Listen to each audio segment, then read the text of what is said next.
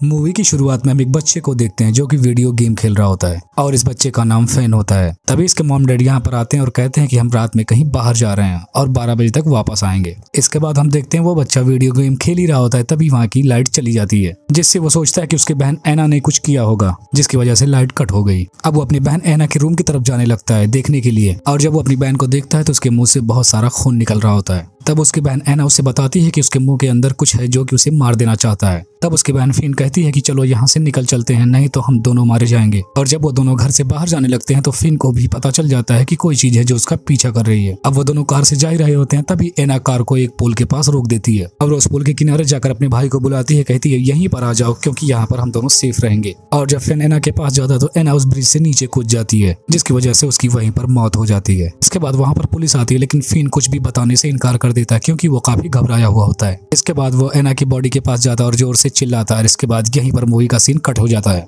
इसके बाद अगली सीन में हम देखते हैं कि फिन अब काफी बड़ा हो चुका है और वो एक हॉस्पिटल में है और यहाँ पर उसका कोई इलाज चल रहा है। और वहाँ की डॉक्टर कहती है कि फिन को काफी बड़ा सदमा लगा है उसकी बहन की मौत की वजह से। इसके बाद वो कुछ दवाइयां दे रही होती है, तब तक फिन की मॉम भी वहाँ पर आ जाती है। तब फिन नीचे जाता है और अपनी जुड़वा बहन सोफी से मिलता है। इसके बाद सोफी और फिन दोनों अपने स्कूल जाने लगते हैं। यहाँ पर हम देखते हैं सोफी का एक बॉयफ्रेंड भी होता है और उसका नाम रामिन होता है। इसके बाद हम देखते हैं फिन को जो कि एक समीरा नाम की लड़की को देख रहा होता है और वो उसे हाय बोलती है, लेकिन तभी फिन के पास एक लड़की लीना आ जाती है और वो कहती है कि वो मुझे हाय बोल रही है। और यहाँ पर हमें पता चलता है कि फिन समीरा को लाइक करता है। उसके बाद वहाँ पर एक और लड़का था जिसका नाम लिवेंडर होता है और वो फिन से बोलता है कि आज शाम को पार्टी है और उस पार्टी में सारे लोगों को आना है। इसके बाद हम सबको क्लासरूम में देखते हैं जहाँ पर उनकी टीचर फंगस के बारे में पढ़ा रही होती है। इससे हमें यहाँ पर ये पता चलता है कि ये सारे लोग साइंस के स्टूडेंट हैं। उसके बाद हम शाम को उसी पार्टी में देखते हैं यहाँ पर फिन लिवेंडर को कुछ लाकर देता है और उसको खाते ही वो अपनी पुरानी सोच में चला जाता है और वहाँ पर अपनी पुरानी बहन लीना को देखता है और उसे वहाँ पर अच्छा अलग तरीके से विजुअल्स दिखाई देने लगते हैं। अगली सीन में हम उसे अपने घर पर देखते हैं और वहाँ पर उसके मॉम डैड समझा रहे होते हैं तुम किसी पार्टी में जाओ तो उससे पहले हमें इन्फॉर्म कर दिया करो। और तभी उसके डैड वहाँ पर उसे बताते हैं कि उसके दादाजी का ऑपरेशन होने वाला है और वो उनसे जाकर मिल ले। उसके बाद फौरन ही फिन हॉस्पिटल के लिए चला जाता है और जाकर वो अपने दादा से मिलता है और यहाँ पर फिन के दादाजी बोलते हैं कि तुम दुआ करना कि हम लोग कुछ और वक्त एक साथ गुजार ले।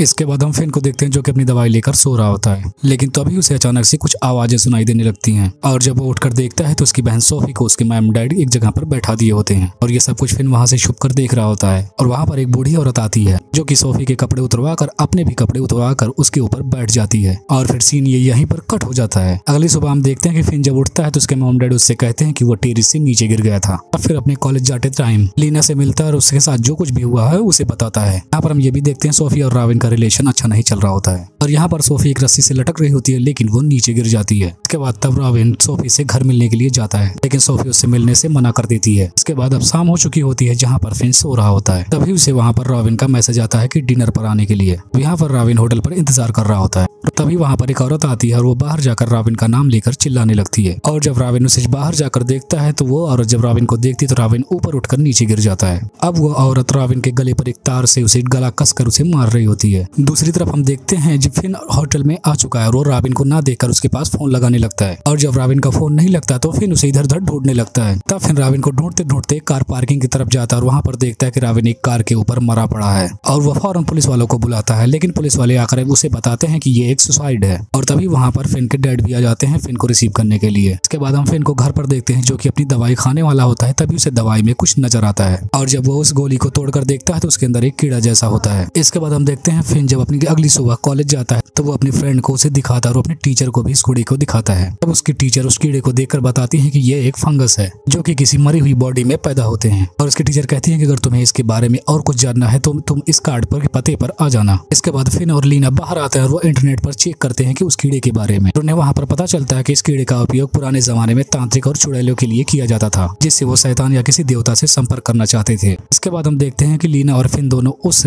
बायोलॉजिस्ट के पास पहुंच जाते हैं जहाँ पर वो फंगस एक्सपर्ट फिन के अंदर से उस फंगस को निकालती है। इसके बाद वो पूछती है कि क्या ये दवाई कोई और भी लेता है। अब फिन बताता है कि उसकी बहन सोफी भी इस दवाई का यूज करती है। तब वो एक्सपर्ट अपने हाथ को दिखाती है फिन को और उससे पूछती है कि क्या तुम्हारी बहन के हाथ में भी ऐसा ही निशान है। तब फिन उसे हाँ बताता है। तब वो एक्सपर्ट बोलते हैं कि हमें तुम्हारी बहन से मिलना होगा, लेकिन फिन उसे मिलने के लिए मना कर देता है और वो दोनों वहाँ से चले जाते हैं। तभी फिन को हॉस्पिटल से कॉल आता है जहाँ पर उसके दादाजी बहुत सीरियस होते हैं। इसके बाद फिन फौरन अपने दादा के पास पहुंचता है और उनसे पूछता है कि क्या आप पहले जमाने में पादरी हुआ करते थे। तब उसके दादा बताते हैं कि एक लड़का था जिसकी तबीयत बहुत ज्यादा खराब हो गया था। तब उसके दादा उस लड़की को ठीक कर दिए थे क्योंकि उनकी आंखों में एक पावर थी। फिर उसके दादा को ऑपरेशन रूम में लेकर जाया जाता है और वहाँ पर उसके दादा का इलाज चल ही रहा होता है, लेकिन यहाँ पर फिन अपनी ही अलग दुनिया में खो जाता है। तब वो देखता है कि उसके दादाजी की बॉडी से कुछ निकल रहा होता है। तब फिन उस दरवाजे को खोलने लगता है अंदर जाने के लिए, लेकिन वहाँ की एक नर्स आकर उसे दूर जाने के लिए कहती है। उसके बाद वो नर्स फिर से आकर फिन को बताती है कि उसके दादा की तबीयत बिल्कुल ठीक है और उन्हें 2 घंटे में होश आ जाएगा। इसके बाद हम फिन के घर पर देखते हैं जहाँ पर लीना और वो फंगस एक्सपर्ट आ चुके होते हैं। उसके बाद सब एक रूम में लाइट बंद करके बैठ जाते हैं और वहाँ पर वो कुछ कर ही रहे होते हैं। तभी फंगस एक्सपर्ट की मशीनें खराब होने लगती हैं और तभी वहाँ से एक अजीब सी आवाज आने लगती है। लेकिन तभी अचानक से फिन के मॉम डैड आकर वहाँ की लाइट ऑन कर देते हैं। लेकिन तभी वो फंगस एक्सपर्ट कहती है कि हमें ये काम पूरा ही करना होगा। लेकिन तब भी फिन के मॉम डैड वो फंगस एक्सपर्ट को वहाँ से भगा देते हैं। तब फिन भी अपनी दोस्त लीना और समीरा के साथ वहाँ से चला जाता है क्योंकि उन तीनों को यहाँ पर पता चल चुका था कि उनके घर में कुछ तो है जिसने उस फंगस एक्सपर्ट की मशीनों को खराब कर दिया। इसकी वजह से वो तीनों काफी ज्यादा डर चुके होते हैं और वो तीनों एक साथ ही अपनी रातें गुजारते थे। इसके बाद हम फिन को अपने कॉलेज में फिर से देखते हैं जहाँ पर फिन रहता है और उसके पास लैंडर्स आता है और अपने मुंह के अंदर कुछ देखने लगता है। तभी वो फिन समझ जाता है कि उसकी बहन एनाबे ने भी उसकी तरह कुछ किया था। अब यहाँ पर फिन अपनी दोस्त लीना और समीरा को सब कुछ पता ही रहा होता है। तभी वो देखते हैं कि लैंडर अपनी कॉलेज की छत पर चढ़ जाता है और वहाँ से नीचे कूद जाता है और तभी टाइम पर वहाँ पे एम्बुलेंस आ जाती है। अब फिन और उसकी फ्रेंड